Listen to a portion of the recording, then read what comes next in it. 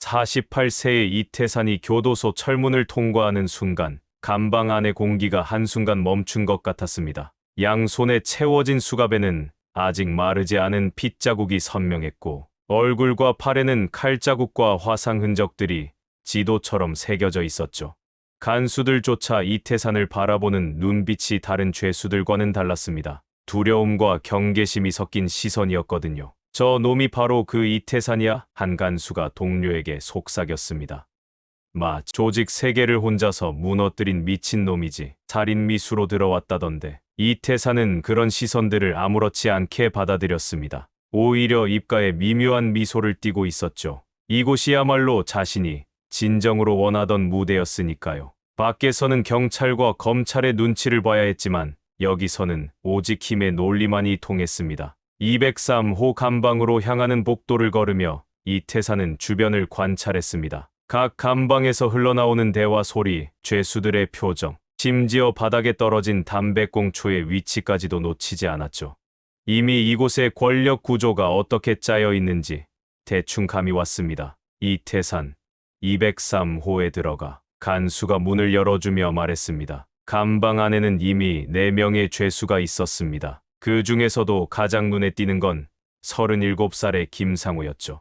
경기파의 중간 보스로 알려진 남자였습니다. 상호는 이태산을 위아래로 비웃는 표정을 지었습니다. 신참, 여기가 어딘 줄 알고 들어왔나? 상호가 침대에 앉은 채로 말했습니다. 이태산은 대답하지 않고 자신에게 배정된 침대로 걸어갔습니다. 하지만 상호가 그럴 리 없었죠. 야, 내가 말하는데 대답을 안 해. 여기서는 내가 방장이야. 알겠어? 알겠습니다. 이태산이 담담하게 답했습니다. 상호는 이태산의 반응이 시시하다는 듯 혀를 찼습니다. 첫날이니까 봐주는 거야. 내일부터는 규칙 좀 배워야겠어. 그날 밤 이태산은 잠들지 않고 감방 안의 상황을 분석했습니다. 상호 외에도 부하 둘이 더 있었고 나머지 한 명은 겁에 질린 채로 구석에서 떨고 있었습니다. 전형적인 약자 괴롭히기 구조였죠. 새벽 3시쯤 상호가 일어나 화장실로 갔습니다. 이태산은 그 순간을 놓치지 않았습니다. 조용히 일어나 상호를 따라갔죠. 뭐야, 따라온 거야? 상호가 돌아보며 물었습니다. 화장실 좀 써야겠습니다. 이태산이 평온하게 답했습니다. 상호는 이태산의 얼굴을 자세히 들여다봤습니다. 야, 너 뭔가 다르네. 보통 신참들은 첫날 밤에 벌벌 떠는데 널 이유가 없거든요. 널 이유가 없다고. 상호가 웃었습니다. 야, 너 혹시 밖에서 뭐 했던 놈이야? 이태산은 손을 씻으며 답했습니다. 별거 없습니다. 그냥 사람들이 저를 무서워했을 뿐이죠. 상호의 표정이 굳어졌습니다. 뭔가 심상치 않다는 걸 본능적으로 느꼈거든요. 하지만 이미 늦었습니다. 이태산이 교도소에 들어온 순간부터 이곳의 균형은 깨지기 시작했으니까요. 다음 날 아침, 식사 시간이 되자 상호는 이태산에게 접근했습니다. 야, 신참. 여기서는 서열이 있어. 밥도 순서대로 받는 거야. 이태산은 고개를 끄덕였습니다. 네, 알겠습니다. 하지만 상호는 여기서 그치지 않았습니다. 그리고 신참은 반찬을 나한테 줘야 해. 규칙이거든. 규칙이면 지켜야죠. 이태산이 자신의 반찬을 상호에게 건네주었습니다. 상호는 만족스러워했습니다. 새로운 먹잇감을 찾은 기분이었거든요. 하지만 이태산의 눈빛을 자세히 봤다면 다른 생각을 했을 겁니다. 그 눈에는 순종이 아니라 계산이 들어 있었으니까요. 이태산이 입소한 지 사흘째 되는 날, 교도소 안의 분위기가 미묘하게 변하기 시작했습니다. 경기파뿐만 아니라 다른 파벌들도 이태산의 존재를 의식하고 있었거든요. 특히 부산파의 행동대장인 41살의 차명기는 이태산과 과거에 인연이 있던 터라 더욱 신경이 쓰였습니다. 저 새끼가 왜 여기 들어온 거야? 명기가 자신의 신복에게 물었습니다. 살인미수래요. 근데 형님, 저 놈이 예전에 우리 조직이랑 일했던. 아, 그래서 더 문제지. 명기의 얼굴이 어두워졌습니다. 한편 이태산은 여전히 조용히 지내고 있었습니다. 상호의 괴롭힘도 묵묵히 견뎠고 다른 죄수들과도 별다른 마찰을 일으키지 않았죠. 하지만 관찰하는 사람들은 알 수 있었습니다. 이태산이 단순히 참고 있는 게 아니라 뭔가를 준비하고 있다는 걸 말입니다. 운동 시간이 되자 이태산은 홀로 운동장 한 구석에서 팔굽혀펴기를 했습니다. 상처투성이인 몸임에도 불구하고 한 번에 100개씩 하는 모습을 보며 다른 죄수들이 수근거렸죠. 저 놈, 보통이 아니네. 몸만 봐도 장난 아니야. 저런 흉터들이 어떻게 생긴 건지. 상호도 멀리서 이태산을 지켜보고 있었습니다. 처음에는 만만한 신참이라고 생각했는데 시간이 갈수록 뭔가 다르다는 느낌이 들었거든요. 야, 진수야. 상호가 자신의 부하를 불렀습니다. 네, 형님. 저 이태산 놈, 밖에서 뭐 했는지 한번 알아봐. 알겠습니다. 그날 저녁, 상호는 충격적인 소식을 들었습니다. 이태산이 단순한 조폭이 아니라 전설적인 인물이었다는 걸 알게 된 거죠. 형님, 이태산이 누군지 아세요? 진수가 떨리는 목소리로 말했습니다. 뭔데? 10년 전에 서울 전체를 뒤흔들었던 그 이태산이에요. 조직 3개를 혼자서 박살낸. 상호의 얼굴이 창백해졌습니다. 자신이 지난 사흘 동안 괴롭힌 상대가 누구인지 이제야 깨달은 거죠. 그럼 저 놈이 진짜 100% 확실해요. 다른 방 놈들도 이미 다 알고 있어요. 상호는 식은땀이 흘러내렸습니다. 자신이 얼마나 위험한 상황에 있는지 이제야 깨달았거든요. 한편 이태산은 세면대에서 세수를 하며 거울을 통해 상호를 바라봤습니다. 상호의 얼굴에 드리운 공포가 손에 잡힐 듯 선명했죠. 이제 알았나? 이태산이 작게 중얼거렸습니다. 그날 밤 상호는 잠을 이룰 수 없었습니다. 이태산이 언제 복수를 시작할지 모르겠다는 두려움 때문이었죠. 하지만 이태산은 여전히 조용했습니다. 오히려 더 무서웠죠. 다음 날 아침 식사 시간에 상호는 이태산에게 조심스럽게 다가갔습니다. 이태산 형님, 죄송합니다. 제가 몰라 뵙고. 이태산은 식사를 계속하며 답했습니다. 뭐가 죄송해요. 규칙은 규칙이잖아요. 아닙니다. 제가 잘못 생각했어요. 형님께서 반찬을 저한테 주실 필요 없어요. 그래요? 그럼 고맙네요. 이태산이 미소를 지었습니다. 하지만 그 미소가 상호에게는 더욱 섬뜩하게 느껴졌습니다. 진짜 무서운 건 화를 내는 게 아니라 이런 차분함이라는 걸 본능적으로 알았거든요. 운동 시간에 명기가 이태산에게 접근했습니다. 태산아, 오랜만이네. 명기 형님, 여기서 뵙게 될 줄이야. 이태산이 고개를 숙였습니다. 야, 형님은 무슨, 우리 사이에 그런 거 있나? 명기가 어색하게 웃었습니다. 하지만 둘 사이의 분위기는 예전과 달랐습니다. 과거에 있었던 일들이 둘 사이에 보이지 않는 벽을 만들어 놓았거든요. 형님, 부산파에서는 어떻게 지내세요? 이태산이 물었습니다. 뭐 그럭저럭이지. 너는 왜 들어왔어? 별거 아닙니다. 실수 하나 했을 뿐이죠. 명기는 이태산의 답변이 석연치 않다고 생각했습니다. 이태산 같은 남자가 단순한 실수로 교도소에 들어올 리 없었거든요. 이태산이 입소한 지 일주일이 지나자 교도소 전체의 권력 구도에 균열이 생기기 시작했습니다. 경기파는 이태산을 두려워했고 부산파는 과거 인연 때문에 애매한 입장이었으며 새로 떠오르는 신흥 조직의 29살 오현수는 이 기회를 노리고 있었죠. 현수는 다른 조직들과 달리 이태산을 두려워하지 않았습니다. 오히려 기회라고 생각했거든요. 이태산이라는 거대한 존재가 들어옴으로써 기존 질서가 흔들리고 있었고 그 틈을 노릴 수 있다고 판단했습니다. 형님들, 저는 이태산이 별거 아니라고 봅니다. 현수가 자신의 부하들에게 말했습니다. 뭔 소리야? 저 놈이 누군지 몰라?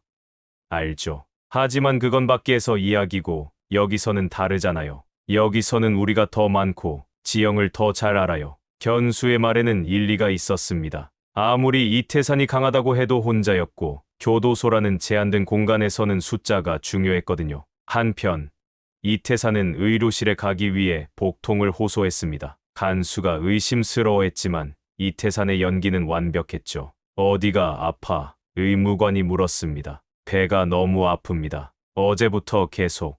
이태산이 얼굴을 찡그렸습니다. 의무관은 이태산을 침대에 눕히고 간단한 검사를 했습니다. 그런데 그 순간 이태산이 갑자기 의무관의 목을 조르기 시작했죠. 조용히 해. 소리 지르면 죽여. 이태산의 목소리가 차갑게 변했습니다. 의무관은 공포에 떨며 고개를 끄덕였습니다. 이태산은 의료실 곳곳을 뒤져서 필요한 것들을 챙겼죠. 주사기, 수술용 칼, 그리고 마취제까지. 이거 누구한테 말하면 가족까지 찾아간다. 알겠어. 이태산이 위협했습니다. 의무관은 벌벌 떨며 고개를 끄덕였습니다. 이태사는 마치 아무 일도 없었던 것처럼 감방으로 돌아갔죠. 그날 저녁 상호가 화장실에서 보리를 보고 있을 때였습니다. 갑자기 뒤에서 누군가 다가왔죠. 누구야? 상호가 돌아보려는 순간 목에 차가운 것이 느껴졌습니다. 조용히 해, 상호야. 이태산의 목소리였습니다. 상호의 온몸에 소름이 돋았습니다.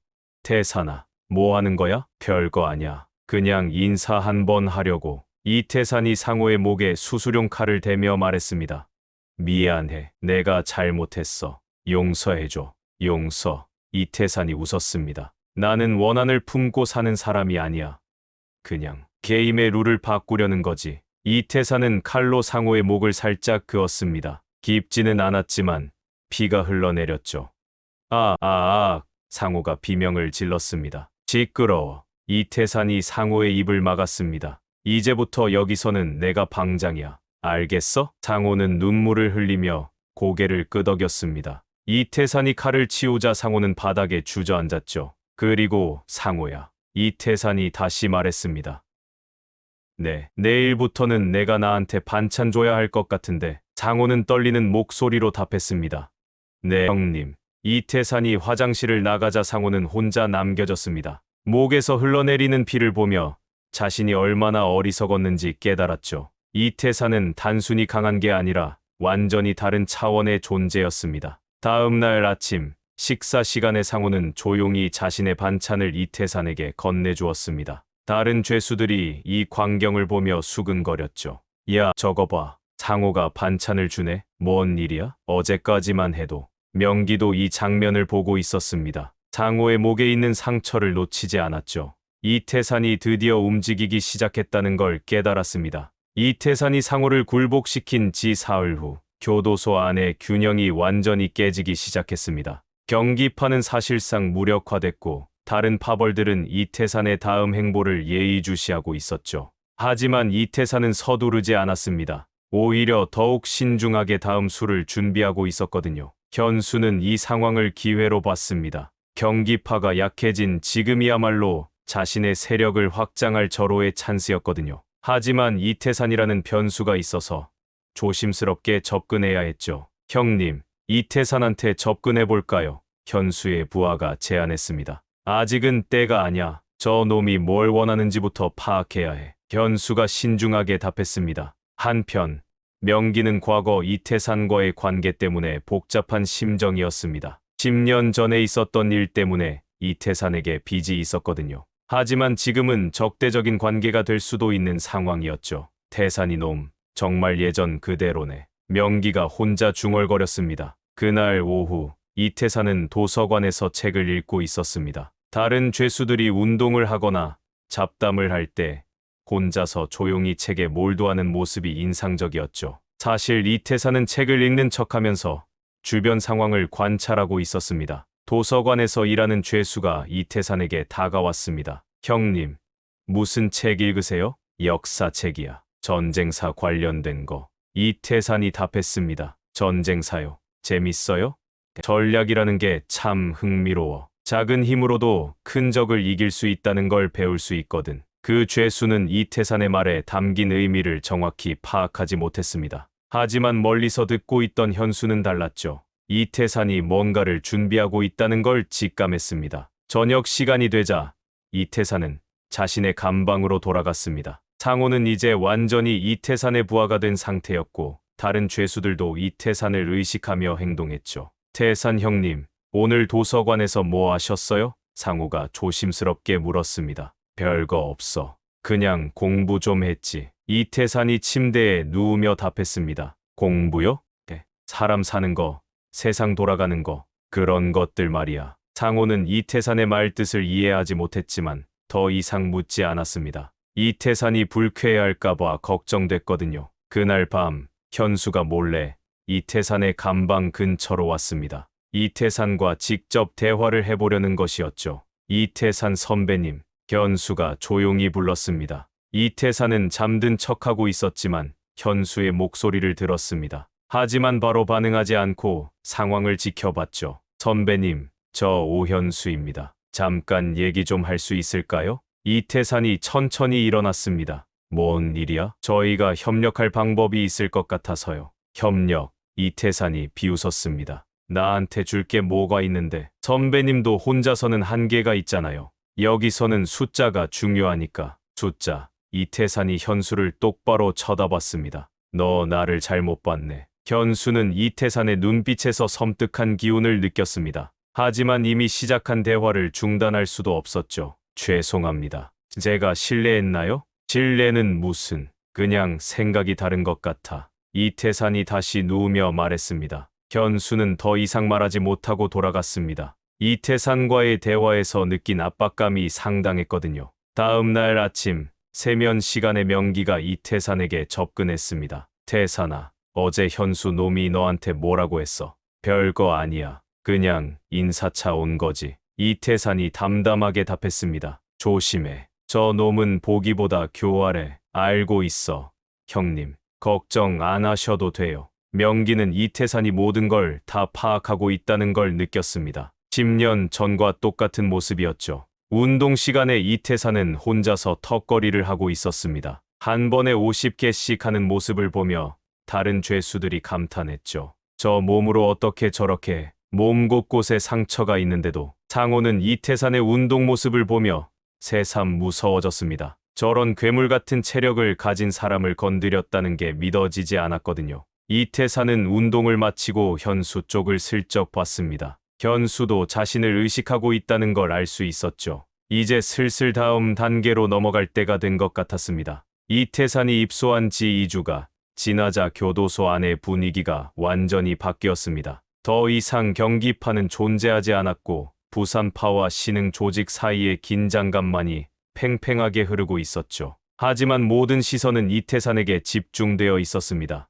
모두가 이태산의 다음 행보를 궁금해했거든요. 현수는 며칠 전 이태산과의 대화 이후 계속 신경이 쓰였습니다. 이태산이 자신을 어떻게 생각하는지, 그리고 언제 움직일지 예측할 수 없었거든요. 하지만 현수도 가만히 당하고만 있을 생각은 없었습니다. 형님들, 우리도 이제 움직여야 할 것 같습니다. 현수가 자신의 부하들에게 말했습니다. 뭘 하실 생각이에요? 이태산 놈이 너무 조용해서 오히려 더 이태산이 입소한 지 2주가 지나자 교도소 안의 분위기가 완전히 바뀌었습니다. 더 이상 경기파는 존재하지 않았고 부산파와 신흥 조직 사이의 긴장감만이 팽팽하게 흐르고 있었죠. 하지만 모든 시선은 이태산에게 집중되어 있었습니다. 모두가 이태산의 다음 행보를 궁금해했거든요. 현수는 며칠 전 이태산과의 대화 이후 계속 신경이 쓰였습니다. 이태산이 자신을 어떻게 생각하는지, 그리고 언제 움직일지 예측할 수 없었거든요.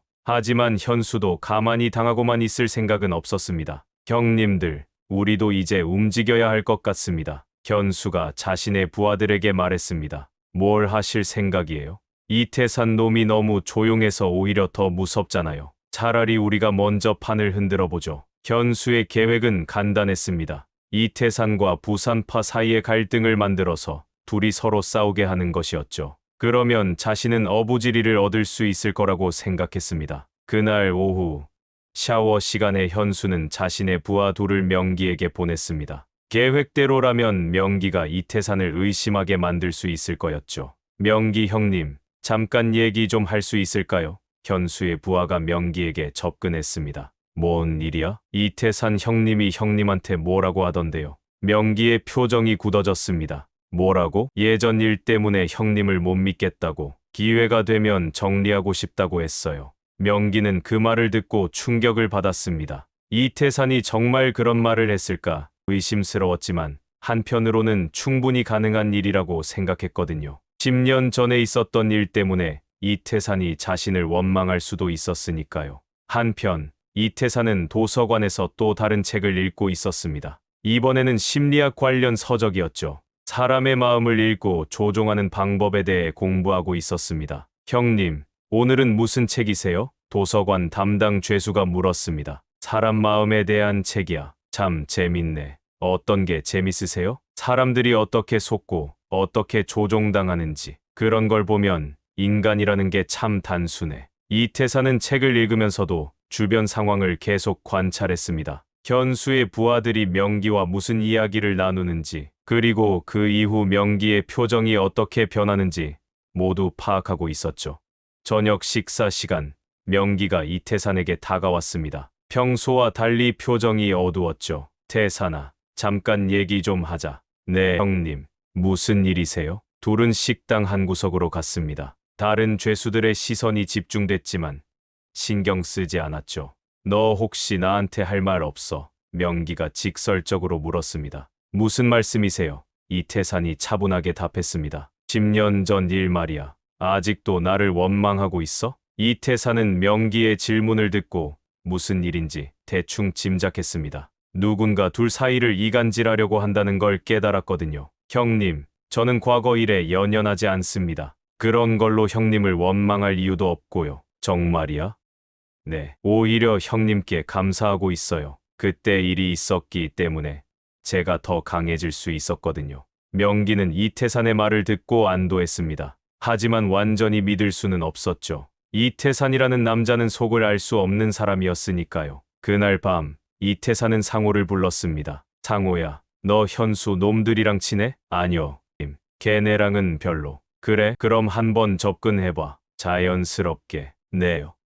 그냥 궁금한 게 있어서. 상호는 이태산의 의도를 정확히 파악하지 못했지만 시키는 대로 하기로 했습니다. 이태산을 거역할 생각은 추호도 없었거든요. 다음 날 상호는 현수에게 접근했습니다. 평소에는 말도 안 하던 사이였는데 갑자기 다가오니까 현수도 의외였죠. 현수야, 잘 지내?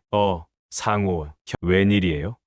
그냥 요즘 이태산 형님 때문에 스트레스가 좀 있어서. 현수의 눈이 번뜩였습니다. 이건 기회였거든요. 상호를 통해 이태산의 정보를 얻을 수 있을 것 같았습니다. 어떤 스트레스요? 매일 눈치 보면서 사는 게 힘들어. 언제 또 뭐라고 할지 모르겠고. 아, 그렇구나. 힘들겠네요. 현수는 상호와 대화를 나누면서 이태산에 대한 정보를 캐내려고 했습니다. 하지만 상호는 이태산이 시킨 대로 적당히 정보를 흘리면서도 중요한 건 숨겼죠. 운동 시간에 이태산은 명기와 함께 걸었습니다. 둘의 대화를 다른 죄수들이 주목해서 봤지만 별다른 갈등은 없어 보였죠. 태산아, 어제 누가 나한테 이상한 말을 하더라. 어떤 말이요? 내가 나를 못 믿겠다고 했다더라. 그런 말 한 적 있어? 이태산은 웃었습니다. 형님, 그거 누가 그런 말 했는지 뻔하잖아요. 현수 놈들이겠지? 10중 8구, 그럴 거예요.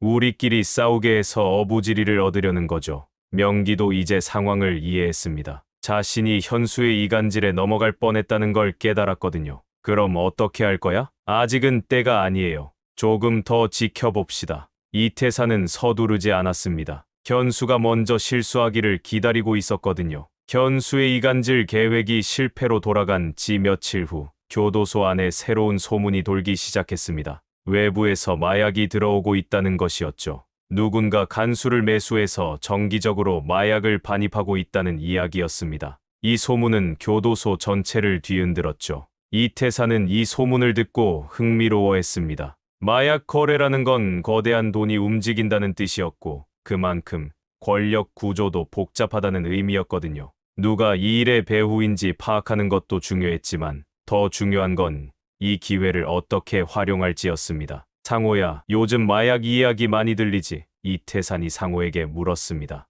네, 형님. 근데 저는 그런 거 안 해요. 안 한다고 누가 하라고 했어? 아, 아니에요. 그냥. 이태산은 상호의 반응을 보며 웃었습니다. 상호는 여전히 자신을 두려워하고 있었거든요. 한편 현수는 이 마약 사건을 자신의 기회로 만들려고 했습니다. 만약 자신이 마약 유통망을 장악할 수 있다면 교도소 안에서 확실한 권력을 잡을 수 있을 거라고 생각했거든요. 형님들, 이번 기회를 놓치면 안 됩니다. 현수가 부하들에게 말했습니다. 어떻게 할 거예요? 일단 누가 마약을 들여오는지 파악해야 해요. 그리고 그 루트를 우리가 차지하는 거죠. 현수의 부하들은 곧바로 정보 수집에 나섰습니다. 며칠간의 조사 끝에 충격적인 사실을 알게 됐죠. 마약을 들여오는 건 간수가 아니라 명기였다는 것이었습니다. 정말이에요? 명기 형님이. 확실해요. 면회 올 때마다 특정한 방법으로 받고 있어요. 현수는 이 정보를 어떻게 활용할지 고민했습니다. 명기를 직접 건드리기에는 부담스러웠지만 이 기회를 놓치기도 아까웠거든요. 그때 현수는 묘안을 떠올렸습니다. 이 정보를 이태산에게 흘려서 이태산과 명기가 싸우게 만드는 것이었죠. 그러면 자신은 안전하면서도 두 세력을 모두 약화시킬 수 있을 거라고 생각했습니다. 다음 날 오후 현수는 이태산에게 접근했습니다. 이번에는 더욱 조심스럽게 말을 꺼냈죠. 이태산 선배님, 잠깐 시간 있으세요? 뭔 일이야? 이태산이 차갑게 답했습니다. 선배님이 알아야 할 정보가 있을 것 같아서요. 정보. 마약 관련된 거예요. 이태산의 눈빛이 변했습니다. 현수가 뭘 알고 있는지 궁금해졌거든요. 계속 해봐. 명기 형님이 마약을 들여오고 있어요. 이태산은 현수의 말을 듣고 잠시 생각했습니다. 이게 사실인지 거짓인지는 중요하지 않았어요. 중요한 건 현수가 왜 이런 이야기를 하는지였거든요. 증거 있어? 확실한 증거가 있어요. 그래, 그럼 왜 나한테 말하는 거야? 현수는 잠시 당황했습니다. 이태산의 질문이 예상외였거든요. 선배님이 알아야 할 것 같아서 이태산이 웃었습니다. 너 지금 나를 이용하려는 거지? 현수의 얼굴이 창백해졌습니다. 이태산이 자신의 의도를 간파했다는 걸 깨달았거든요. 아니에요. 그런 게 아니라 뭐. 이태산이 현수에게 다가갔습니다. 현수는 뒤로 물러섰지만 이태산이 계속 따라왔습니다. 결국 벽에 등이 닿을 때까지 물러섰죠. 현수야, 너 나를 뭘로 보는 거야? 이태산의 목소리가 위협적으로 변했습니다. 죄송합니다. 죄송하다고 그걸로 끝나는 줄 알아? 이태산이 현수의 목을 잡았습니다. 힘을 조금만 줘도 목이 부러질 것 같은 압박감이었죠. 다음에 또 이런 식으로 접근하면 어떻게 될지 알겠지?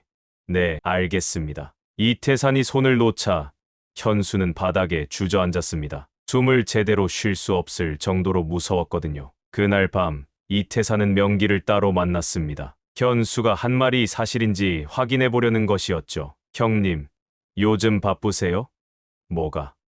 그냥 뭔가 복잡해 보이셔서. 명기는 이태산의 말에 조금 경계했습니다. 혹시 자신의 비밀을 알고 있는 건 아닌지 의심됐거든요. 별로 바쁠 게 없는데. 그래요? 그럼 다행이네요. 이태산은 더 이상 묻지 않았습니다. 명기의 반응만 봐도 현수의 말이 어느 정도 사실이라는 걸 알 수 있었거든요. 하지만 이태산은 명기를 추궁하지 않았습니다. 오히려 이 정보를 다른 용도로 활용할 생각이었죠. 마약 사건이 불거진 지 일주일 후 교도소에 큰 변화가 일어났습니다. 갑작스럽게 전면 수색이 실시된 것이었죠. 간수들이 모든 감방을 뒤지기 시작했고 죄수들은 긴장한 채로 지켜볼 수밖에 없었습니다. 누군가 내부 고발을 했다는 소문이 돌았거든요. 이태산은 수색이 시작되자 상호에게 조용히 말했습니다. 오늘은 조용히 있어. 괜한 관심 끌지 말고. 네, 형님. 근데 이거 누가 신고한 걸까요? 글쎄, 누구든 상관없어. 하지만 이태산은 이미 누가 신고했는지 짐작하고 있었습니다. 현수였을 가능성이 높았거든요. 자신에게 협박당한 후 복수할 방법을 찾다가 이런 수를 둔 것 같았습니다. 수색은 하루 종일 계속됐습니다. 그리고 결국 명기의 감방에서 마약이 발견됐죠. 소량이었지만 분명한 증거였습니다. 차명기, 따라와. 간수가 명기를 끌고 갔습니다. 명기는 끌려가면서 이태산을 바라봤습니다. 자신을 배신한 게 이태산일 거라고 생각했거든요. 하지만 이태산의 표정은 담담했죠. 현수는 이 광경을 보며 만족해했습니다. 자신의 계획이 성공한 것 같았거든요. 명기가 사라지면 부산파가 약해질 것이고 그러면 자신이 더 큰 세력을 가질 수 있을 거라고 생각했습니다. 하지만 현수는 중요한 걸 놓쳤습니다. 이태산이 이 모든 상황을 어떻게 이용할지 전혀 예상하지 못했거든요. 그날 저녁 명기가 독방에 갇힌 후 부산파 조직원들이 동요하기 시작했습니다. 리더를 잃은 상황에서 어떻게 해야 할지 모르겠다는 분위기였죠. 이제 어떻게 해야 하나? 명기 형님이 언제 나올지도 모르겠고 이태산은 이 기회를 놓치지 않았습니다. 부산파 조직원 중 한 명에게 접근했죠. 걱정 많이 되겠네. 아, 이태산 형님. 좀 그렇습니다. 명기 형님 없으면 너희들 힘들겠어. 그러게요. 앞으로 어떻게 될지 내가 도와줄까? 부산파 조직원은 깜짝 놀랐습니다. 이태산이 갑자기 도움을 준다고 하니 의외였거든요. 정말요? 어차피 같은 처지잖아. 서로 도와야지. 이태산의 제안에 부산파 조직원들이 관심을 보였습니다. 명기가 없는 상황에서 이태산 같은 강력한 후원자가 있다면 큰 도움이 될 거라고 생각했거든요. 며칠 후 이태산은 사실상 부산파까지 자신의 영향력 아래에 두게 됐습니다. 명기의 부재를 틈타 자연스럽게 세력을 확장한 것이었죠. 현수는 이 상황을 보며 당황했습니다. 자신의 계획대로라면 명기가 사라진 후 부산파가 약해져야 했는데 오히려 이태산이 더 강해진 것이었거든요. 이상하네. 왜 이런 결과가? 현수의 부하도 마찬가지로 당황했습니다. 형님, 이태산 놈이 너무 빨라요. 빨라? 뭐가? 부산파 놈들이 벌써 이태산한테 붙었어요. 현수는 자신이 완전히 당했다는 걸 깨달았습니다. 이태산이 처음부터 이런 결과를 예상하고 있었던 것 같았거든요. 그날 밤 이태산은 상호에게 말했습니다. 현수 놈, 요즘 어떤 것 같아? 좀 초조해 보이던데요? 그럴 만하지. 자기가 판 무덤에 자기가 빠졌으니까. 상호는 이태산의 말뜻을 정확히 이해하지 못했지만 현수가 곤란한 상황에 빠졌다는 건 알 수 있었습니다. 형님, 이제 현수한테 뭐 하실 거예요? 아직은 때가 아냐. 조금 더 놔둬야지. 이태산은 현수를 바로 처리하지 않았습니다. 오히려 현수가 더 큰 실수를 하기를 기다리고 있었거든요. 그래야 완전히 끝낼 수 있을 테니까요. 다음 날 새로운 소식이 들려왔습니다. 명기가 독방에서 의문의 상처를 입었다는 것이었죠. 누군가 명기를 공격했다는 소문이 돌았습니다.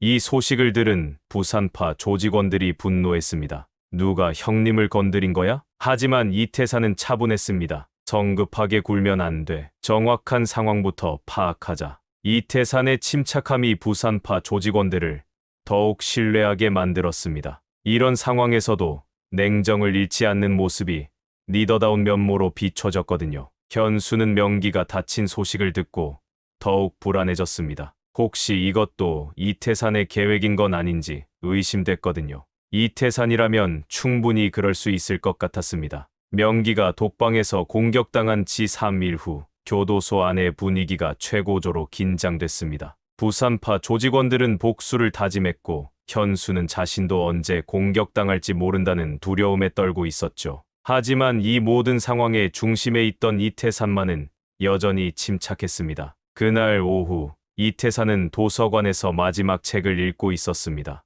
이번에는 체스 전략에 관한 책이었죠. 게임의 마지막 단계에서 어떻게 승부를 끝내는지에 대한 내용이었습니다. 형님, 오늘도 공부하세요. 도서관 담당 죄수가 물었습니다. 마지막 정리하는 거야. 마지막이요? 게임이 끝나가거든. 그 죄수는 이태산의 말뜻을 이해하지 못했지만 뭔가 중요한 일이 일어날 거라는 느낌은 받았습니다. 저녁 시간이 되자 이태산은 현수에게 접근했습니다. 이번에는 현수 쪽에서 먼저 피하려고 했지만 이미 늦었죠. 현수야, 얘기 좀 하자. 저는 할 얘기가 없는데요. 있어. 분명히 있을 거야. 이태산이 현수를 식당 구석으로 끌고 갔습니다. 다른 죄수들이 주목했지만 아무도 개입하지 않았죠. 명기 형님 일, 내가 한 거지. 뭘 말씀하시는 거예요? 독방에서 공격당한 거 말이야. 현수는 식은땀을 흘렸습니다. 이태산이 어떻게 알았는지 이해할 수 없었거든요. 저는 모르는 일이에요. 모르는 일. 이태산이 웃었습니다. 그럼 마약 신고한 것도 모르는 일이고? 현수의 얼굴이 하얗게 변했습니다. 이태산이 모든 걸 다 알고 있다는 게 확실해졌거든요. 저는 그만해. 변명 듣기 싫어. 이태산이 현수의 어깨에 손을 올렸습니다. 겉으로는 친근해 보이는 제스처였지만 현수에게는 위협으로 느껴졌죠. 현수야, 내가 뭘 잘못했는지 알아? 뭘 잘못했죠? 나를 이용하려고 한 거야. 그것도 2번씩이나. 현수는 이제 자신이 죽을 수도 있다는 생각이 들었습니다. 이태산의 눈빛이 완전히 달라져 있었거든요. 용서해 주세요. 제가 잘못했어요. 용서. 이태산이 고개를 갸우뚱했습니다. 내가 언제 용서해주는 사람 같았어. 그 순간 현수는 이태산이 허리에서 뭔가를 꺼내는 걸 봤습니다. 날카로운 것이었죠. 의료실에서 가져온 수술용 칼이었습니다. 안 돼요. 현수가 소리를 지르려던 순간 이태산이 현수의 입을 막았습니다. 그리고 칼을 현수의 옆구리에 찔러 넣었죠.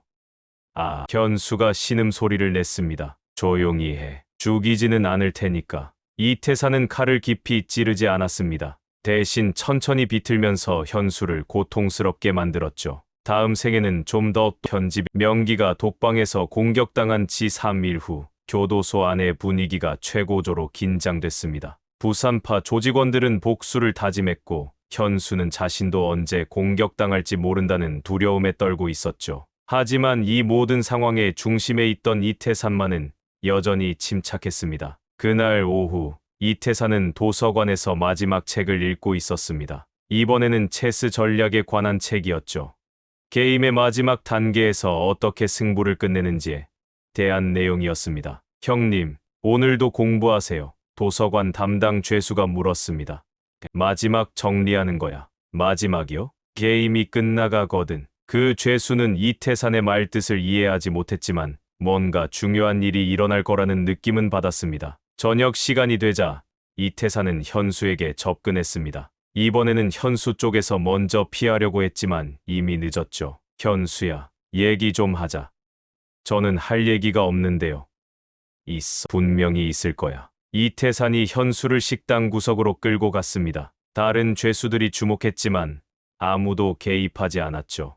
명기 형님 일, 내가 한 거지. 뭘 말씀하시는 거예요? 독방에서 공격당한 거 말이야. 현수는 식은땀을 흘렸습니다. 이태산이 어떻게 알았는지 이해할 수 없었거든요. 저는 모르는 일이에요. 모르는 일. 이태산이 웃었습니다. 그럼 마약 신고한 것도 모르는 일이고? 현수의 얼굴이 하얗게 변했습니다. 이태산이 모든 걸 다 알고 있다는 게 확실해졌거든요. 저는 그만해. 변명 듣기 싫어. 이태산이 현수의 어깨에 손을 올렸습니다. 겉으로는 친근해 보이는 제스처였지만 현수에게는 위협으로 느껴졌죠. 현수야, 내가 뭘 잘못했는지 알아? 뭘 잘못했죠? 나를 이용하려고 한 거야. 그것도 2번씩이나. 현수는 이제 자신이 죽을 수도 있다는 생각이 들었습니다. 이태산의 눈빛이 완전히 달라져 있었거든요. 용서해 주세요. 제가 잘못했어요. 용서. 이태산이 고개를 갸우뚱했습니다. 내가 언제 용서해주는 사람 같았어. 그 순간 현수는 이태산이 허리에서 뭔가를 꺼내는 걸 봤습니다. 날카로운 것이었죠. 의료실에서 가져온 수술용 칼이었습니다. 안 돼요. 현수가 소리를 지르려던 순간 이태산이 현수의 입을 막았습니다. 그리고 칼을 현수의 옆구리에 찔러 넣었죠. 현수가 신음소리를 냈습니다. 조용히 해. 죽이지는 않을 테니까. 이태산은 칼을 깊이 찌르지 않았습니다. 대신 천천히 비틀면서 현수를 고통스럽게 만들었죠. 다음 생에는 좀 더 똑똑해져라. 현수는 피를 흘리며 바닥에 쓰러졌습니다. 의식은 있었지만 움직일 수 없는 상태였죠. 이태산은 칼을 닫고 다시 허리에 숨겼습니다. 그리고 아무 일도 없었던 것처럼 자리를 떠났죠. 30분 후 현수가 피를 흘리며 쓰러진 채 발견됐습니다. 간수들이 급히 의료실로 옮겼지만 현수는 의식을 잃은 상태였죠. 이 사건으로 교도소 전체가 다시 한번 수색을 받았습니다. 하지만 이미 이태산은 증거를 완벽하게 처리한 후였죠. 아무것도 발견되지 않았습니다. 며칠 후 현수가 의식을 회복했지만 누가 자신을 공격했는지는 말하지 않았습니다. 이태산이 무엇을 할 수 있는지 똑똑히 봤기 때문이었죠. 명기도 독방에서 나왔지만 예전과는 완전히 다른 사람이 돼 있었습니다. 이태산의 진짜 모습을 보고 나서는 더 이상 경쟁할 생각이 없어졌거든요. 이제 교도소 안에서 이태산을 거스를 수 있는 사람은 아무도 없었습니다. 모든 파벌이 이태산의 영향력 아래에 들어갔고 간수들조차 이태산을 조심스럽게 대했죠. 한 달 후 이태산은 가석방으로 출소하게 됐습니다. 변호사가 찾아와서 재심 결과가 나왔다는 소식을 전했거든요. 억울한 누명이었다는 게 밝혀진 것이었죠. 출소 당일 많은 죄수들이 이태산을 배웅했습니다. 두려움과 존경이 섞인 시선들이었죠. 형님, 밖에서도 잘 지내세요. 상호가 눈물을 흘리며 말했습니다. 너도 조심해서 지내라. 그리고 현수한테는 내가 나간다고 전해줘. 상호는 그 말의 의미를 알 수 있었습니다. 이태산이 밖에서도 현수를 지켜보고 있을 거라는 뜻이었죠. 이태산이 교도소 문을 나서는 순간 한 대의 검은색 승용차가 기다리고 있었습니다. 차에서 내린 건 이태산의 옛 부하였죠. 형님, 오랜만입니다. 고생 많았어. 이태사는 차에 타며 교도소를 마지막으로 돌아봤습니다. 한 달이라는 짧은 시간이었지만 충분했습니다. 자신이 여전히 누구인지 증명했고 새로운 네트워크도 구축했으니까요. 형님, 어디로 가시겠습니까? 일단 집으로 가자. 그리고 이태산이 잠시 생각하더니 말했습니다. 현수라는 놈 조사해봐. 곧 나올 예정이거든. 부하는 고개를 끄덕였습니다. 이태산의 복수는 교도소 안에서 끝난 게 아니었거든요. 차가 교도소에서 멀어지면서 이태산의 얼굴에 차가운 미소가 떠올랐습니다. 진짜 게임은 이제부터 시작이었으니까요. 교도소에서 만든 인맥들, 그리고 현수 같은 적들까지 모든 게 밖에서 다시 만날 운명이었습니다. 그리고 몇 달 후 현수가 출소했을 때 그를 기다리고 있던 건 아무도 없었습니다. 가족도 친구도 모두 등을 돌린 상태였죠. 이태산이 미리 손을 써둔 결과였습니다. 현수는 그제야 깨달았습니다. 교도소 안에서의 일은 단순한 다툼이 아니라 자신의 인생 전체를 건 게임이었다는 것을, 그리고 그 게임에서 자신은 완전히 패배했다는 것을 말입니다.